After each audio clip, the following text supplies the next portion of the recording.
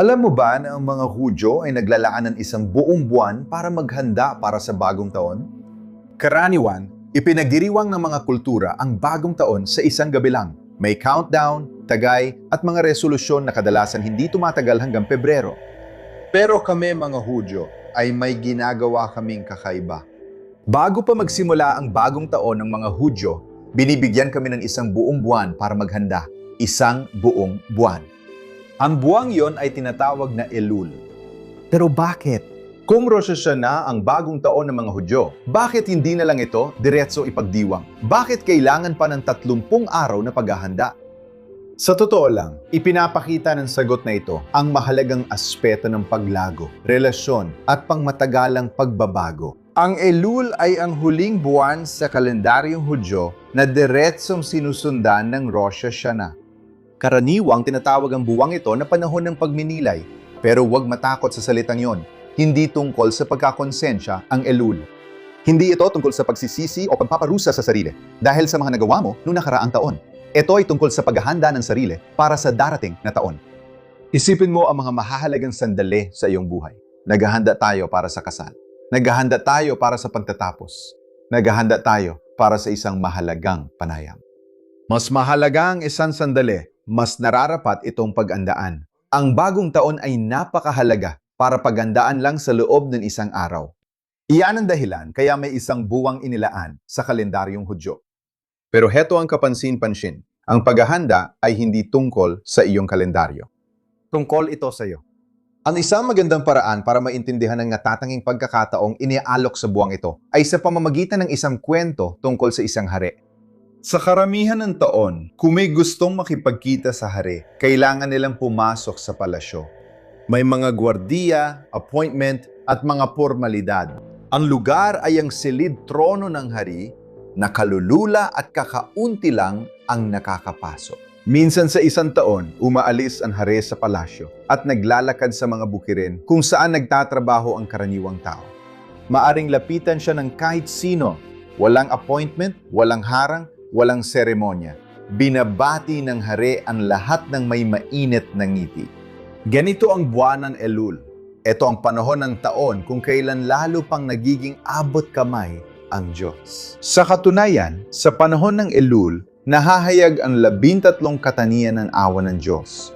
Ito rin ang parehong habag at kapatawaran na ipinakita ng Diyos kay Moises nang hilingin niyang patawarin tayo ang mga Hudyo matapos ang kasalanan ng gintong guya. Kaya ang Elul ay hindi dapat maramdaman na mabigat o nakakatakot. Buwan ito ng kumpiyansa. Kung ang hari na ang lumapit at naghanap sa iyo, hindi mo na kailangang isipin kung tatanggapin ka.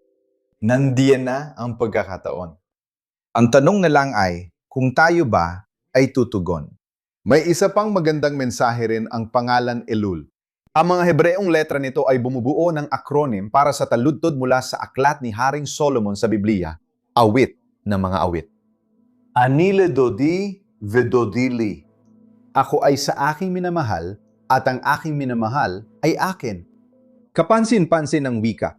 Hindi ito wika ng korte. Hindi ito wika ng kontrata. Ito ay wika ng isang relasyon. Pansinin ang pagkakasunod-sunod. Ako ay sa aking minamahal.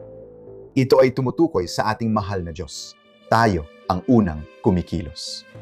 At kapag sinabi natin sa Diyos, ako ay sa iyo, ako ay sa aking minamahal, tumutugon ng Diyos, at ang aking minamahal ay akin. Yan ang tugon ng Diyos. Sa unang tingin, parang baligtad yon. Hindi ba't ang Diyos na ang unang lumabas sa parang? Tama. Ang Diyos ang lumilika ng pagkakataon. Siya ang lumalabas sa parang. Pagkatapos, tayo naman ang tumutugon. Samantalahin ang pagkakataon. Lumalago ang relasyon kapag pinipili nating lumapit sa Kanya. Alam ito ng sinuman nagkaroon ng maayos na relasyon. Isang tao ang nagbubukas ng pinto, ang isa naman ay pinipiling pumasok dito.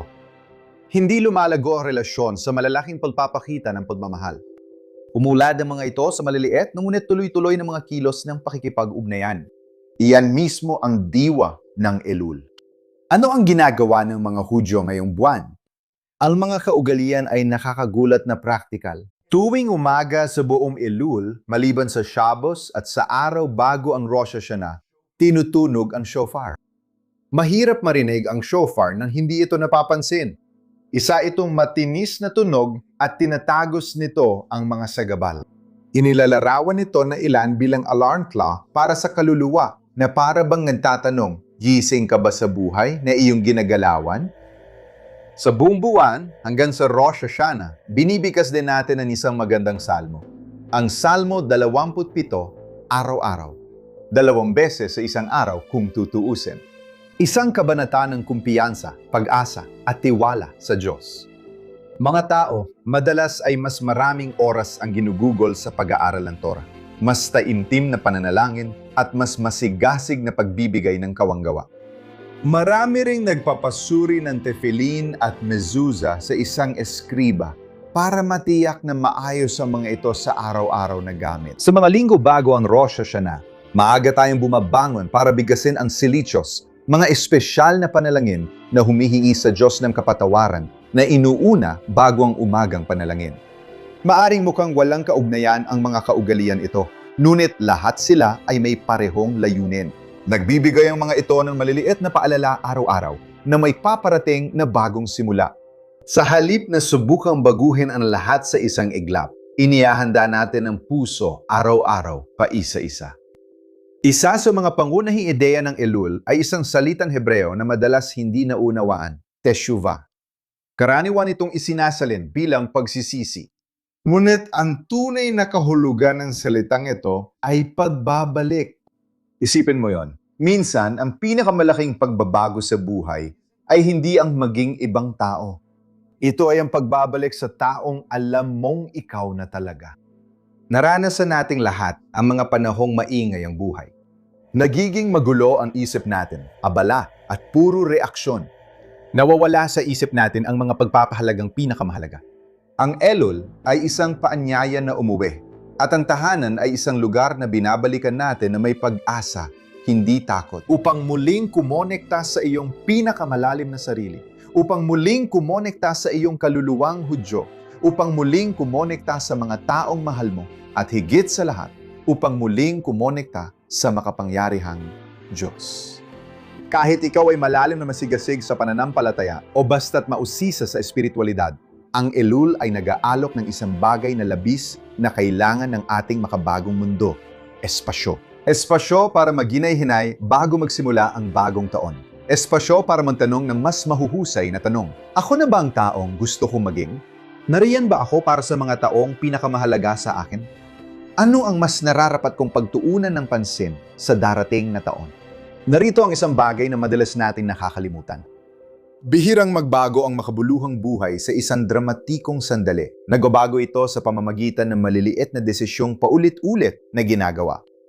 Kaya isang buwan ang tinatagal ng Elul. Ang tunay na paglago ay nangangailangan ng panahon.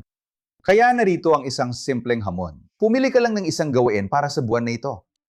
Maglaan ng 2 tahimik na minuto tuwing umaga para magnilay sa darating na araw. Magbigay ng kaunting dagdag na kawanggawa. Makipag-ugnayan sa isang tao na matagal mo ng balak tawagan. Basahin ang awit 27 o kaya'y magtanong ka lang ng isang tanong sa iyong sarili tuwing gabi. Naging mas katulad ba ako ngayon ng taong nilikha ako ng Diyos para maging kumpara kahapon? Marahil kaya binibigyan tayo ng Hudaismo ng isang buong buwan bago ang bagong taon. Dahil bago mo itanong kung anong klaseng taon ang mararanasan mo, iniimbitahan ka ng Diyos na muling tuklasin ang taong nilikha ka niyang maging. At iyan ang paghahanda para sa bagong taon na sulit paglaanan ng oras.